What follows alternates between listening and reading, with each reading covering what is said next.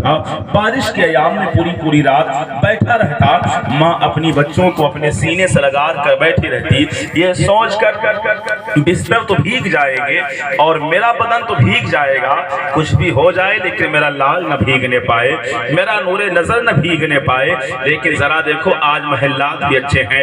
एक जरा आप अंदाजा तो लगाए, आज के 20 से 25 साल पहले अगर किसी बंदे के यहाँ 2 मेहमान चले आए, 4 मेहमान आ जाए तो इंसान परेशान हो जाता था। चारपाई भी तो हमारे एक ही है, लिहाफ तो हमारे 2 ही हैं, घर में प्लेट कटोरी तो 2 ही 4 हैं, मेहमान भी 4 आ गए हैं। होता क्या, पड़ोस वाले से चारपाई भी लेनी पड़ती, पड़ोस वाले से, बगल वाले से लिहाफ कंबल को भी मंगवाना पड़ता। मेरे घर मेहमान आए हैं, किसी के घर 2 मेहमान आते तो आने के बाद घर वाले माँ बाप अपने बच्चों को इतना कहकर अलग भेज देते, बच्चों आज थोड़ा अलग हो जाओ, घर से बाहर निकल जाओ।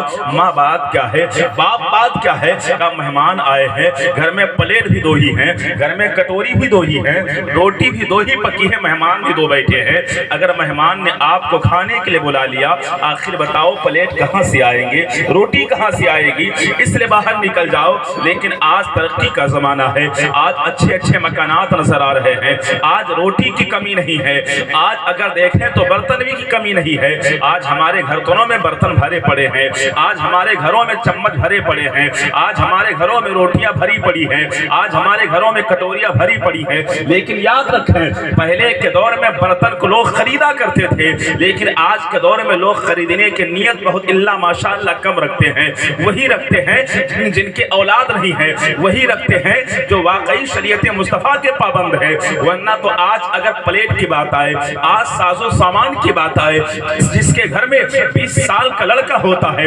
18 साल जवान बेटा हो जाए, वो माँ बाप ये सोचकर सामान नहीं खरीदते हैं, हमको सामान खरीदने की जरूरत क्या है, मेरा तो 18 साल का बेटा हो ही गया है, जब इसका हम निकाह करेंगे, जब हम रिश्ता मांगेंगे तो रिश्ते में तो हम जहेज मिल ही जाएगा, रिश्ते में तो बर्तन मिल ही जाएंगे, रिश्ते में कटोरी मिल ही जाएंगे, रिश्ते में तमाम प्लेट आ ही जाएंगे। ये नियत है आज के दौर के मुसलमानों का, ज्यादातर ये नियत आज के दौर में इंसान के दिलों में बैठ चुकी है। लेकिन पहले के दौर के अंदर ये नियत न थी, बल्कि 2 प्लेट अगरचे होते थे लेकिन अपने माल कमाई करके लाते थे। लेकिन आज अलमिया है जहेज में चले गए हैं। यही वजह है जो आज गरीबों के गले को घोट कर, गरीबों को यानी जिबा करके उसको जहेज को चाहिए, चाहे सूद पैसे लेकर आओ जहेज होना चाहिए, खेत बेचो जहेज होना चाहिए, कहीं से भी लाओ जहेज होना चाहिए। मैं कहता हूँ आज तो जहेज के भिखारी ऐसे घूम रहे हैं। मैं कहता हूँ जहेज मांगना हराम है।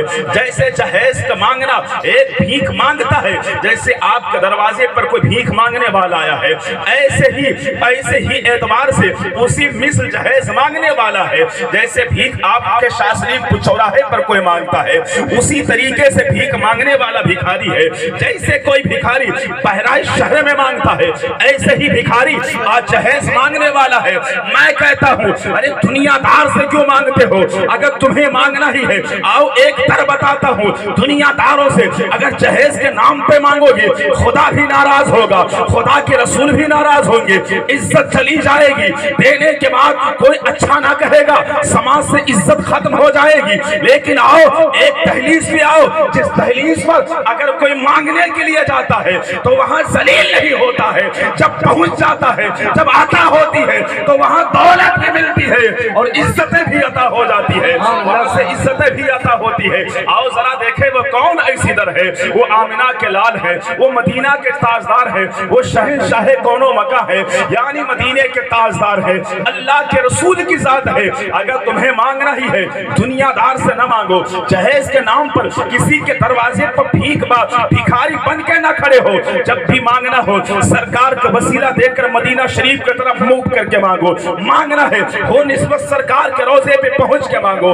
उस नबी की बारगाह में जब अबू बकर मांगने के लिए आए हैं तो नबी ने सिद्दीक अकबर बना दिया है। उस नबी की बारगाह में जब उमर आए हैं तो अल्लाह के रसूल ने फारूक आजम बना दिया है। उस नबी की बारगाह में जब उस्मान आए हैं तो जुन्नूरैन बना दिया गया है। उस नबी की बारगाह में میں جب علی آئے ہیں شہنشاہ شجاعت بنا دیے گئے ہیں، اس نبی کی بارگاہ میں جب حسین آئے ہیں تو شہیدوں کے امام بنا دیے گئے ہیں، اس نبی کی بارگاہ میں جب عبد القادر گئے ہیں تو غوث سارے ولیوں کے ابتاب بنا دیے گئے ہیں، اس نبی کی بارگاہ میں جب معین الدین گئے ہیں ہندوستان کی بادشاہت دے دی گئی ہے، اس نبی کی بارگاہ میں جب سجدے سالار گئے ہیں ہندوستان کے سارے شہیدوں کے سردار بنا دیے گئے ہیں، اس نبی کی بارگاہ میں جب وارث پاک عالم بنا گئے ہیں دیوا کی سلطنت دے دی گئی ہے، اس نبی کی بارگاہ میں مخدوم اشرف گئے ہیں کہ چوسا کی سلطنت دے دی گئی ہے، اس نبی کی بارگاہ میں حضور محدث عبدالحق محدث دہلوی گئے ہیں،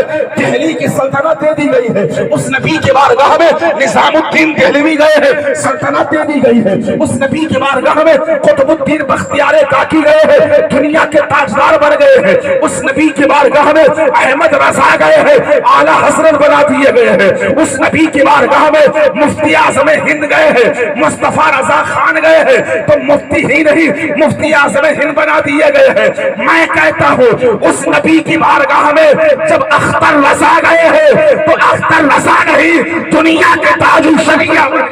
نعرے تکبیر، نعرے رسالت، مسلک اعلیٰ حضرت فیضان مسعود غازی، نعرے تکبیر، نعرے رسالت۔ اس لیے اس نبی کی بارگاہ میں مانگو، وہاں سے مانگو گے عزتیں بھی مل جائے گی، وہاں سے مانگو گے اللہ تمہیں دولتیں بھی عطا فرمائے گا۔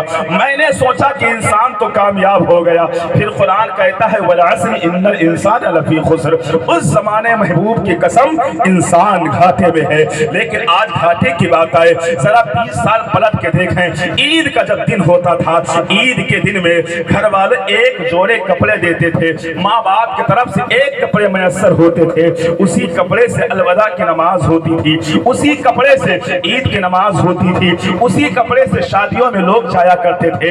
آج الحمدللہ کپڑے کی کمی نہیں ہے، آج ہمارے نوجوانوں میں دیکھو تو آج شادی کے کپڑے الگ ہیں، عید کے کپڑے الگ ہیں، ہر گھر کپڑے الگ ہیں۔ الحمدللہ آج میری ماں اور بہنوں کے پاس کپڑوں کی کمی نہیں ہے، بے شمار کپڑے ہیں۔ اگر شادی کی بات آئے شادی کے کپڑے الگ ہوتے ہیں، تاریخ کے کپڑے الگ ہوتے ہیں، چوتھیار کے کپڑے الگ ہوتے ہیں، عید کے کپڑے الگ ہوتے ہیں، میکے کے کپڑے الگ ہوتے ہیں، سسرال کے کپڑے الگ ہوتے ہیں۔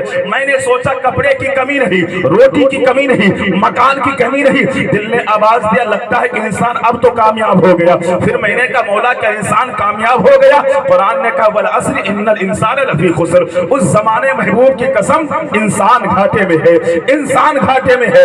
میں نے کہا اب بھی گھاٹے میں ہے، آخر کامیابی کس شے کا نام ہے؟ کامیابی کس چیز کا نام ہے؟ کامیابی کہتے کسے ہے؟ کامیابی کس چیز کا نام ہے؟ کسے کہتے ہیں؟ تو اپنے وقت کا امام جعفر صادق بول پڑے، کہنے لگے کامیابی کا نام دولت نہیں ہے، کامیابی کا نام اچھے لباس نہیں ہے، کامیابی کا نام اچھے مکانات نہیں ہے، کامیابی کا نام شہرت نہیں ہے۔ لوگوں نے کہا حضور کامیابی کہتے کسے ہے؟ کامیاب ہوتا کون ہے؟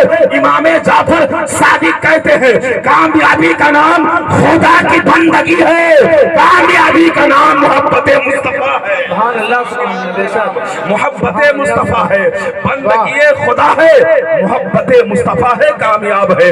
چاہے چوراہے پر اس کے کپڑے پھٹے ہی کیوں نہ ہو، اگر صحیح معنوں میں اگر اللہ کے رسول کے محبوب کا پیارا ہے، خدا کا پیارا ہے، خدا کا پیارا ہے، اللہ کے رسول کے محبوب کو پیارا ہے، چاہے پھٹے پرانے کپڑے کیوں نہ ہو، دنیا اسے ویس کہتی ہے لیکن پتہ نہیں ہے کسے پھٹا پرانا پاگل دنیا کہا کرتی تھی۔ وہ ایک پاگل نہیں تھا بلکہ ساری دنیا کا تاج تارے تابعین بن چکا تھا۔ لیکن آؤ ذرا دیکھیں بات نبی کے محبت کی آئی ہے۔ اسی ٹاپک پر اصلاح معاشرہ کے لیے قاری منصور صاحب قاری قطب الدین صاحب نے کہا کچھ اسی پہ بات کر کے اپنی بات کو آگے بڑھا رہا ہوں۔ بات نبی کی محبت کی آئی ہے، اگر صحیح معنوں میں ہمارے دل میں نبی کی محبت آ جائے میں چیلنج کے ساتھ کہتا ہوں دنیا داری چھوٹ جائے گی۔ صحیح معنوں میں تم اللہ اس کے رسول کے چاہنے والے بن جاؤ، خدا کی ڈر اور اس کے رسول کی محبت دل میں قائم کر لو۔ یہ گانے بجانے کی حیثیت کیا ہے، یہ شادی میں ڈی جے لگا کر ناچنا اس کی کیا حیثیت ہے؟ میں کہتا ہوں جس دن نبی کی محبت صحیح معنوں میں آ گئی، جس دن خدا کا خوف صحیح معنوں میں دل میں آ گیا، تو انسان وہی کام کرے گا جس سے خدا راضی ہوگا، خدا کا رسول راضی ہوگا۔ اس لیے آؤ ذرا دیکھیں، ذرا بغداد بھی آئیے، بغداد کی سرزمین ہے، حضور محدث ابن جوزی کی ذات، یہ بڑے بزرگ گزرے ہیں، اپنے وقت کے محدث بھی ہیں، اپنے وقت کے بہت بڑے مفسر بھی ہیں، بلکہ میں کہوں سرکار غوث اعظم جب تقریر فرماتے تو حضور محدث ابن جوزی سامنے بیٹھے ہوئے، اتنا کافی ہے۔ آپ فرماتے ہیں ایک بار ہم کو اپنا مکان بنانا ہوا، مکان بنانے کے لیے مزدور کی ضرورت پڑی، میں بغداد شریف کے بازار میں پہنچا، اس لیے دیہات میں اگر مزدور تلاش کرنی ہو تو مزدور داروں کے گھروں پہ جاؤ، لیکن شہروں میں اگر تلاش کرنا ہو ایک جگہ مزدور جمع ہوتے ہیں، وہیں جا کر لو۔ حضور محدث ابن جوزی کہتے ہیں میں بغداد شریف کے جب بازار میں پہنچا، پہنچنے کے بعد دیکھا تمام مزدور کھڑے ہیں، لیکن ایک مزدور کو دیکھا جس کا سر نیچے جھکا ہے، آنکھیں نم ہے، چہرہ نورانیت سے کھل رہا ہے۔ میں اس کے قریب جا کے کہنے لگا کیا تو مزدوری کرے گا؟ اس نے کہا ہاں میں مزدوری ہی کے لیے تو کھڑا ہوں، مزدوری ہی کے لیے تو یہاں آیا ہوں۔ کہا اچھا تو میرے یہاں کام کرنا ہے، گھر کا کام کرنا ہے؟ کہا ٹھیک ہے میں تیار ہوں۔ اس کے بعد وہ مزدور کہتا ہے میری 3 شرط ہے۔ اتنا سننے کے بعد محدث ابن جوزی کہتے ہیں میں حیرت کرنے لگا، اللہ یہ کیسا مزدور ہے، ہر جگہ تو مالک مزدور پہ شرطیں لگاتے ہیں کام کیسے کرنا ہے، ٹائمنگ کیا ہے، یہ مالک مزدور پہ شرطیں لگاتے ہیں، لیکن بغداد کا مزدور ہی الگ ہے کہ مزدور مالک پہ شرط لگا رہا ہے۔ حضرت محدث ابن جوزی کہتے ہیں بتاؤ تمہاری کیا شرطیں ہیں؟ مزدور نے کہا حضور میری 3 شرطیں ہیں۔ کہا کیا 3 شرطیں ہیں؟ کہا بتائیے اس وقت مزدوری کیا ہے؟ کہا اس وقت مزدوری 4 دینار ہے۔ کہا میں 4 نہیں لیتا ہوں، ہم تو 3 ہی دینار لیں گے۔ کہا ٹھیک ہے، دوسری کیا شرط ہے؟ کہا دوسری شرط یہ ہے میں کام کروں گا، کام محنت سے کروں گا، لیکن کام کے دوران میں کسی سوال کا جواب نہیں دوں گا، میں کچھ بات نہیں کروں گا۔ کہا ٹھیک ہے کوئی سوال کا جواب نہ دینا۔ تیسری شرط کیا ہے؟ کہا تیسری شرط ہماری یہ ہے جب مسجد سے آذان کی آواز آئے گی، جب مؤذن آذان کی آواز پکارے گا، اس وقت نہ میں کسی کی سنوں گا نہ کسی کے مانوں گا، اگر سنوں گا تو مؤذن کی سنوں گا، اگر مانوں گا تو مؤذن کو مانوں گا، میں کام چھوڑ دوں گا مسجد چلا جاؤں گا۔ یہ 3 شرطیں ہیں۔ علامہ ابن جوزی فرماتے ہیں میں نے کہا تمہارے تینوں شرطیں قبول ہے۔ یہ مزدور آنے کے بعد کام شروع ہوتا ہے۔ محدث ابن جوزی کہتے ہیں یہ مزدور اتنا تیز کام کر رہا تھا کہ اس کے سامنے میں بہت پیچھے ہو گیا کام کرنے میں۔ کام کرتے کرتے جب ظہر کا ٹائم قریب ہوا، جیسے ہی مسجد سے مؤذن اللہ اکبر کی صدا بلند کرتا ہے، اتفاق سے مزدور بنیاد کھود رہا ہے، ایک نیک کی خدائی ہو رہی ہے۔ مزدور نے فوراً اپنے فاوڑوں کو وہیں پہ چھوڑا، مسجد کی طرف دوڑ لگا دی۔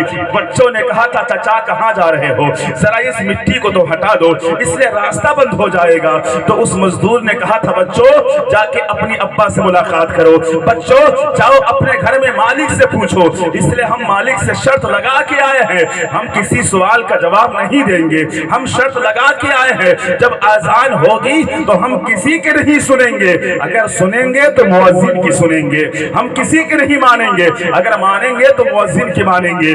اس لیے آواز آ گئی ہے، نماز ادا کرنے کے بعد پھر مزدور آیا۔ حضور محدث ابن جوزی کہتے ہیں میں حیرت کر رہا تھا جب میں اپنے کھانے پر بیٹھا، دسترخوان لگا بیٹھا کھانے کے لیے، اپنے ہاتھ کو کھانے کی طرف بڑھایا، اتنے میں دل میں آواز آئی جو میرے گھر پہ مزدور آیا ہے، آج تو